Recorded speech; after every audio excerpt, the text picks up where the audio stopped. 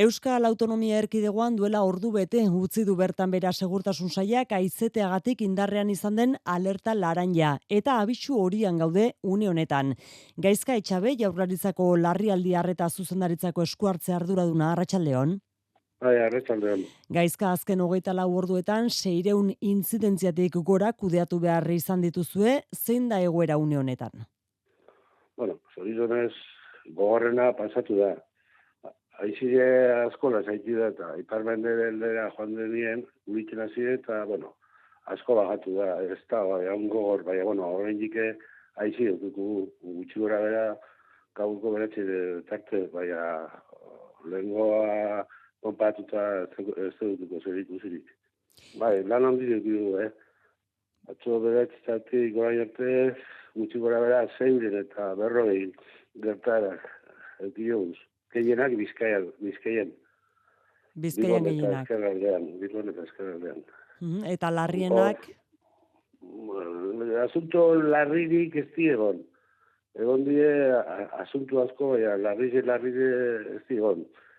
Eukidugu errepietan 21 istripu, eta egon die zairituak 3 istriputen. Hortik aparte, gauzen larri ez dut dio, biherrazko, zalan eta ziritxo hieltxalea dira gora eta bera. Suiltzei ertera. Hoitxe momentu, adibidez beko ni zabalik, enda 30 gertaera.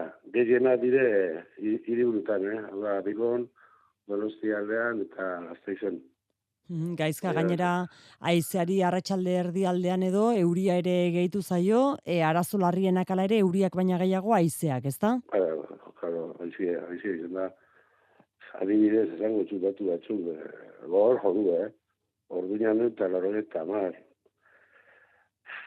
Puntalean eta 72. Orozkonen eta 45 kilometro orduko Gasteizen eta Malau, Zaldiaranen eta 53.